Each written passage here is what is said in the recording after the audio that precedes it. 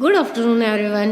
Book keeping and accountancy में हम जितने भी चैप्टर कर चुके हैं उनका आपको वर्क कंप्लीट करके और रजिस्टर चेक करवाना है। जितने भी थ्योरी के हमारे चैप्टर्स हैं उन सभी चैप्टर्स की आप थ्योरी लर्निंग करते रहिए। यदि आप लर्न कर लेते हैं तो उसके बाद उसकी आप राइटिंग वर्क कीजिए, मतलब उसे लिख करके देखिए, और जब आप लिख लें तो उसे आप मुझे व्हाट्सएप पर फ़ोटो खींच करके और सेंड कर दीजिए। आपकी इंटरनल मार्किंग में ये काफ़ी आपकी हेल्पफुल रहेगी। इससे आपकी जो ग्रेड है वह भी डिसाइड की जाएगी, इसलिए इनिशिएटिव लेकर के आप इस कार्य को ज़रूर कीजिए। इसके बाद जो चैप्टर हमारे प्रैक्टिकल्स के हैं, मतलब जिसमें हमारे सवाल किए हुए हैं हमने, उन सभी सवालों को भी आपको कंप्लीट करना है। सवालों की आप जितनी प्रैक्टिस करते रहेंगे उतना आपके लिए ही बेनिफिशियल होगा। ज़्यादा से ज़्यादा सवाल करके, और यदि आप अपने जो भी चैप्टर के सवाल हैं उसमें यदि आप बिल्कुल कॉन्फिडेंट हो जाते हैं तो आपको एग्ज़ाम में सवालों को करने में समय की भी बचत होगी और आप आसानी से उन सवालों को समझ करके और कर पाएंगे। तो आइए अब हम देख लेते हैं कि कौन कौन से चैप्टर हम कंप्लीट कर चुके हैं। जो चैप्टर कंप्लीट हो चुके हैं उनमें पहला introduction to accounting, second fundamental accounting assumption, accounting principle and accounting standard, third chapter recording business transaction, fourth journal book of original record, fifth subsidiary books और subdivision of journal, six chapter ledger, seven bank reconciliation statement, eight trial balance, 9 error and their rectification, chapter 11 depreciation, chapter 13 financial statement without adjustment। यह chapter अभी हमारा continue है। इसमें हमने trading account and profit and loss account बनाना सीख लिया है, उसके सवाल भी कर चुके हैं। उसके आगे अब हम देखेंगे इसी चैप्टर में। तो आइए अब देखते हैं इस चैप्टर को। इस चैप्टर में अब हम देखने वाले हैं ट्रेडिंग P&L के बाद में बैलेंस शीट। बैलेंस शीट जो होती है वो बैलेंस शीट एक स्टेटमेंट के रूप में रहती है। एक स्टेटमेंट एक ऐसी लिस्ट या एक ऐसी सूची जो कि हम ट्रायल बैलेंस से प्रिपेयर करते हैं। ट्रायल बैलेंस से जब हम बनाते हैं बैलेंस शीट को, तो बैलेंस शीट में हमें एक स्टेटमेंट के रूप में वही सारे अकाउंट्स को शो करना रहते हैं जो कि हमने ट्रायल बैलेंस में ओपन किए थे, जो बैलेंस शीट में हमें लिखे जाने हैं। तो बैलेंस शीट को अब हम यहाँ पे थ्योरी और उसको सवालों के माध्यम से कंप्लीट करेंगे। बैलेंस शीट और position statement 13.39 meaning and definition.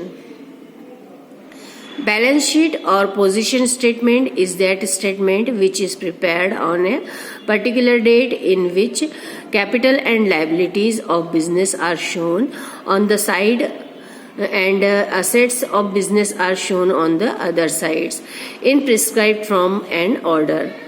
Balance sheet, in fact, it is a mirror which reflects the true position of assets and liabilities of business on the particular date. The trading account exhibits gross profit or gross loss, and the profit and loss account exhibits net profit or net loss of business during a particular accounting year. But these two accounts do not disclose a true picture of the financial position of business. What is the position of total assets and total liabilities of business on a particular date, whether the assets are increased or not, whether the capital is enhanced or reduced. All such questions cannot be answered by a trading and profit and loss account. It is only the balance sheet which can answer properly. All nominal accounts in the trial balance are transferred to trading and profit and loss account. Now accounts left out are the real accounts and personal accounts of customers, which are grouped under the heading sundry debtors. Likewise, all the balance of suppliers are grouped under the heading sundry creditors. These balance of real and personal accounts are grouped as assets and liabilities. and are arranged in proper way, and the resultant statement is called a balance sheet or position statement. Assets are exhibited on the right hand side and the liabilities on the left hand side. According to Big, a balance sheet is a statement which shown in summarized from the capital employed in the business and the various sources from which that capital has been obtained and how that capital is employed. That is the various assets by which is it represented. In the words of McFarland, a balance sheet is a statement of assets, liabilities and net worth of an individual or enterprises at a given date. इस प्रकार से जो position statement है या balance sheet है, जिसे कि हिंदी में चिट्ठा कहा जाता है या स्थिति विवरण, इससे आशय होगा कि व्यापारिक खाते में ट्रेडिंग अकाउंट से तो हमें ग्रॉस प्रॉफिट या ग्रॉस लॉस, सकल लाभ या हानि की जानकारी मिल जाती है, और जो हमारा प्रॉफिट एंड लॉस है उससे शुद्ध लाभ मतलब नेट प्रॉफिट या नेट लॉस की। किंतु यदि हम जानना चाहें कि किसी भी निश्चित तिथि को, किसी भी एक फिक्स्ड डेट को हमारी कुल कितनी लेनदारियां मतलब कुल कितनी क्रेडिटर्स, कुल कितने डेटर्स हैं, तो और संपत्तियों में कुल कितनी वृद्धि हुई है, इंक्रीज हुई है, और कितनी असेट्स हमारी डिक्रीज हुई है, कैपिटल हमारी कितनी इंक्रीज है, कितनी हमारी कम हुई है, इन सब बातों के यदि हम आंसर चाहते हैं तो हमें बैलेंस शीट के माध्यम से ही इन सब के आंसर सही प्राप्त हो सकते हैं। तो स्थिति विवरण, पोजीशन स्टेटमेंट, जिसे चिट्ठा भी कहा जाता है, एक निश्चित तिथि को, कोई एक पर्टिकुलर डेट को प्रिपेयर किया जाने वाला एक ऐसा स्टेटमेंट है जिससे एक तरफ तो हम बिजनेस की पूंजी, जितनी हमारी कैपिटल है और जितने भी लायबिलिटीज है, और दूसरी तरफ हम बिजनेस की सभी संपत्तियों को भी निश्चित प्रारूप में एक जो सीक्वेंस होती है उसी क्रम में हम दर्शाते हैं, जिससे कि हमें वास्तव में कितनी असेट्स अभी बची हुई है और कितनी हमें और अरेंज करने की आवश्यकता होगी, या हम असेट्स को किस प्रकार से और बढ़ा लें, तो यह हम निर्धारित करने के लिए ही पोजीशन स्टेटमेंट प्रिपेयर करते हैं। तो एक जो बैलेंस शीट होती है वो एक मिरर के समान होता है, जो किसी भी एक पर्टिकुलर डेट को बिजनेस की सभी असेट्स एंड लायबिलिटीज को हमें शो करता है। तो इस प्रकार से यहाँ जो हमारे जो दो राइटर हैं उनकी डेफिनेशन भी दी हुई है। इन डेफिनेशन को देखने के बाद श्री बिग जो है उनका कहना यही है कि चिट्ठा या स्थिति विवरण एक ऐसा स्टेटमेंट होता है जिसमें अलग अलग साधनों से प्राप्त की गई जितने भी सोर्सेस है उनसे हमें जितनी भी रिसीव्ड हुई है उनको बिजनेस में लगी हुई और जितनी कैपिटल है, और यह भी उसमें शो किया जाता है कि जितनी भी असेट्स हैं उनका रिप्रेजेंटेशन कौन कर रहा है।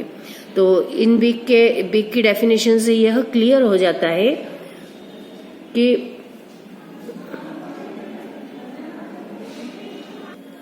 हमारी कैपिटल कितनी है और कैपिटल का प्रतिनिधित्व कौन कर रहा है, और हमारी असेट्स और लायबिलिटीज भी कितनी हैं। मैकफार्लैंड के अकॉर्डिंग भी जो पोजीशन स्टेटमेंट होता है उसमें किसी निश्चित तिथि को, कोई एक फिक्स डेट को, एक व्यक्ति या फिर संस्था की जो वास्तविक इकोनॉमिकल पोजीशन होती है, जो उसकी आर्थिक स्थिति होती है, फाइनेंशियल पोजीशन होती है, वो हमें ज्ञात हो जाती है, जिसमें असेट्स एंड लायबिलिटीज को शो किया जाता है।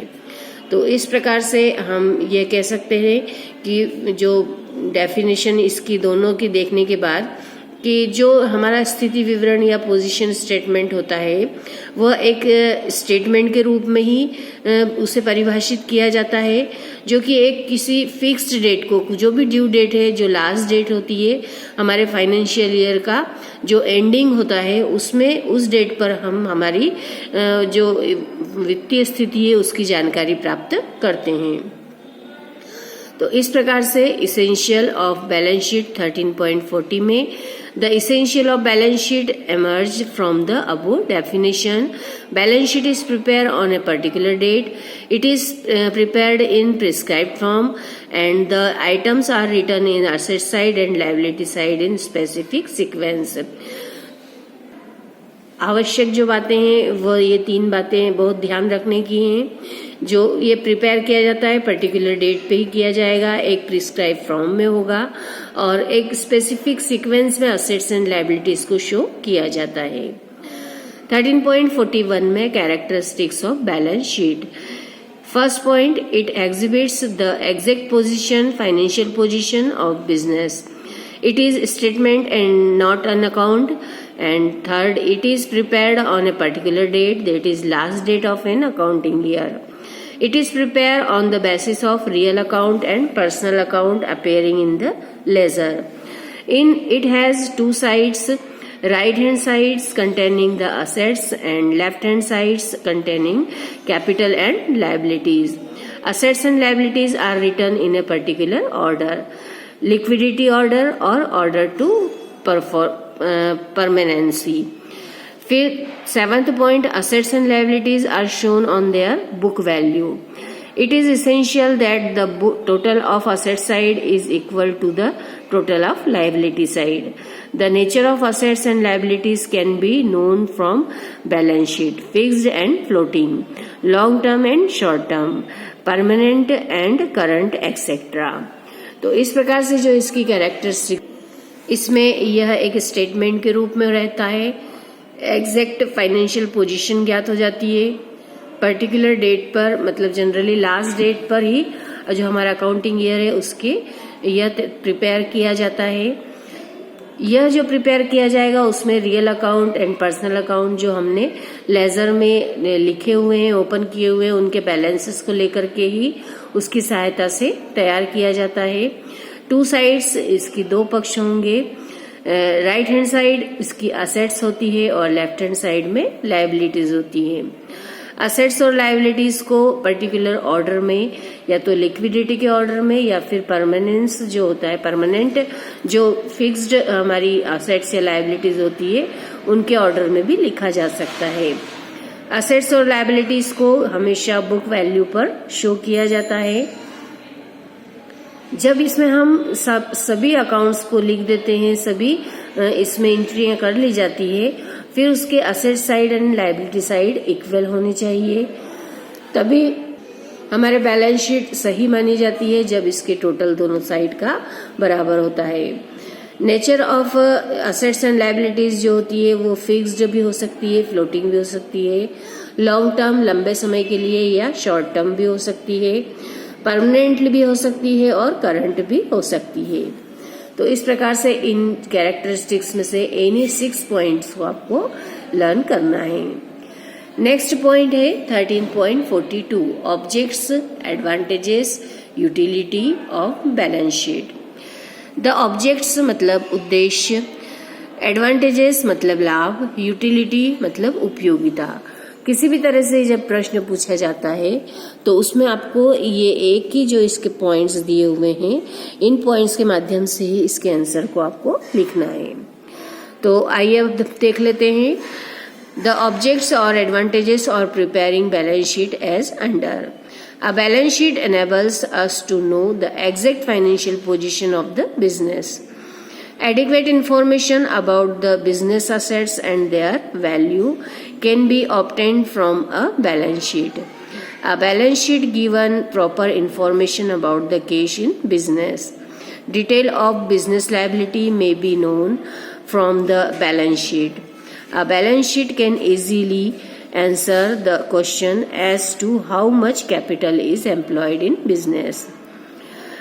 Earning capacity of business can be found out with the help of a balance sheet. A balance sheet can provide proper information about various reserves funds created for business. It enables us to make valuation of business.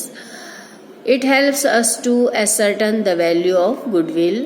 A comparative analysis of assets and liabilities of current year can easily It helps the creditors to assess the solvency of the proprietor. इस प्रकार से ये जो इसके objects या उद्देश्य हैं उनमें फाइनेंशियल पोजीशन का ज्ञान होना चाहिए, यही इसकी आवश्यकता होती है। क्योंकि कोई भी व्यापारी जब बिजनेस करता है तो वो जानना चाहता है कि उसके व्यवसाय की या बिजनेस की फाइनेंशियल पोजीशन क्या है, बिजनेस में कितने असेट्स हैं और उसकी क्या वैल्यू है, उसे ही बैलेंस शीट में वो दर्शाते हैं। बैलेंस शीट में प्रॉपर इंफॉर्मेशन मिलती है कि कितनी हमारी कैश अभी हमारे पास है, बिजनेस की लायबिलिटीज हमारे पास कितनी बची हुई है, इसका भी ज्ञान हो जाता है। और बैलेंस शीट में हम हमारे एम्प्लॉयज के बारे में भी देख सकते हैं कि जो हमारा प्रोप्राइटर है उसने कितनी कैपिटल लगाई हुई है और हमारे एम्प्लॉयज को हम कितनी सैलरी भी पे कर रहे हैं। इसके बाद अर्निंग कैपेसिटी हमारे बिजनेस की क्या है यह भी ज्ञात हो जाता है, और रिजर्व फंड्स कितने हैं हमारे बिजनेस के वो भी सारे फंडों की जानकारी हमें होती है। बिजनेस का हम वैल्यूएशन कर सकते हैं, गुडविल का वैल्यूएशन कर सकते हैं। एक कंपैरेटिव एनालिसिस हो जाता है कि हमने पहले कितने प्रॉफिट अर्न किया था, पहले कितनी असेट्स थी और अब हमारी लायबिलिटीज की क्या पोजीशन है। तो इस प्रकार से यह जो हम प्रॉपर वे में यदि हम बैलेंस शीट प्रिपेयर करके रखते हैं तो ये जब बिजनेसमैन की सॉल्वेंसी यदि होती है तो उसमें भी काफ़ी हेल्पफुल होता है कि वो अपने बिजनेस में जितनी भी उन्होंने असेट्स या लायबिलिटीज रखी है उसकी एक्चुअल पोजीशन बैलेंस शीट से पता चल रही है, और उसके लिए इंसॉल्वेंसी यदि होती है तो उसके लिए वो प्रूफ के रूप में भी दिखा सकता है। तो इस प्रकार से ये जितने 8 पॉइंट इसके 11 पॉइंट्स हैं, इसमें से 8 पॉइंट आपको अच्छे से याद रखना है। इसके पॉइंट्स आप जब याद करेंगे लर्न करेंगे तो इसके जो डार्क अक्षरों में पॉइंट्स दिए हुए हैं, जैसे फर्स्ट पॉइंट बिजनेस असेट्स, ये सेकंड पॉइंट है, फर्स्ट पॉइंट है फाइनेंशियल पोजीशन, थर्ड है प्रॉपर इंफॉर्मेशन। तो इस प्रकार से ये डार्क अक्षरों वाले पॉइंट आप याद रखेंगे और इन पॉइंट्स को मेन पॉइंट बना करके और इसको डिस्क्रिप्शन के रूप में पूरे पॉइंट को एक्सप्लेन करेंगे। तो ये करने का तरीका आपका होगा लर्न करके और मुझे इसको लिख करके और फोटो सेंड कीजिए। फॉर्मेट ऑफ बैलेंस शीट का फॉर्मेट जिस प्रकार हमने देखा था, 2 तरह से ट्रायल बैलेंस को भी देखा था। तो जब हमने वर्टिकल और हॉरिजॉन्टल दोनों ही फॉर्म देखे हैं तो हमें जो हॉरिजॉन्टल फॉर्म है उसमें ही प्रिपेयर करना है। तो इसमें टू और बाय का यूज नहीं किया जाता है। बैलेंस शीट में हमेशा liability side and asset side होगी। तो लायबिलिटी साइड में जो भी हमारे दायित्व हैं उन सभी दायित्वों को लिखा जाता है, और असेट साइड में जितनी भी हमारी संपत्तियां होती है उन्हें लिखते हैं। तो इस प्रकार से इसमें जो ये पूरे दिए हुए हैं ये आपको अच्छे से पढ़ना है। एक बार मैं आपको पढ़ के बता देती हूँ। जितनी भी करंट लायबिलिटीज है उनकी श्रेणी में आते हैं creditors, bills payable, bank overdraft, outstanding expenses, income received in advance, short term loans. Then fixed liabilities में loan, mortgage, loan from financial institution, debentures, sales tax collected.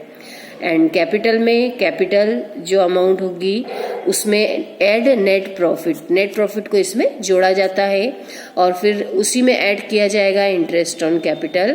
यदि इसमें कोई एडजस्टमेंट में इसकी कोई फिगर दी हुई हो तो उसे इसमें जोड़ते हैं। फिर ऐड होता है remuneration, that is salaries, commission, fees payable to proprietor, यदि कोई एडजस्टमेंट में दिया होगा तो। फिर इसमें से लेस होने वाली जो आइटम्स होती है, जो अकाउंट्स होते हैं उसमें ड्राइंग्स हैं, interest on drawing and net loss and income tax, क्योंकि ये एक पर्सनल एक्सपेंसेस के रूप में रहता है।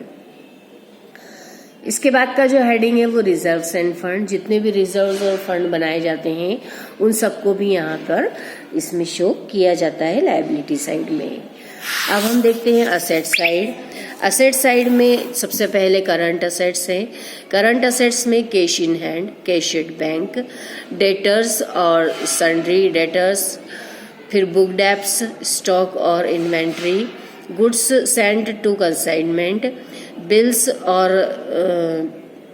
नोट्स रिसीवेबल, शॉर्ट टर्म और trade investment, prepaid expenses, accrued income. इसके बाद इन्वेस्टमेंट में detail of investment, long term investment, loan granted.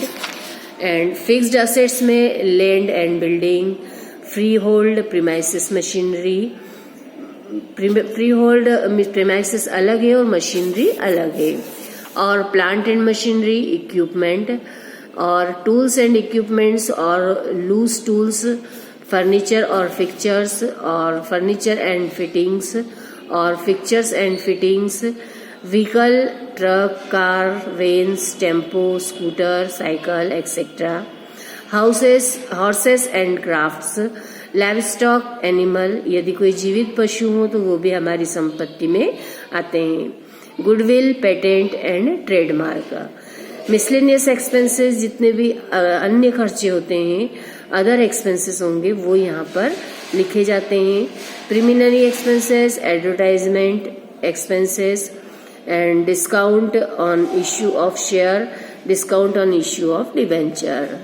इस प्रकार से ये जितने भी हमने यहाँ पर आपको बताए हैं, इन सबको आपको ध्यान रखना है कि ये कौन से असेट साइड में आएंगे और कौन से लायबिलिटी साइड में, क्योंकि किसी भी सवाल में जरूरी नहीं है कि इन सभी अकाउंट्स का लेखा हो, इन सभी के बैलेंसेस को लिखा जाए, लेकिन सवाल में जो भी आपको सवाल दिया जाता है उसमें जो भी अकाउंट्स दिए जाते हैं या जो भी आपके बैलेंसेस होंगे उनके आधार पर ही आपको बैलेंस शीट प्रिपेयर करना है।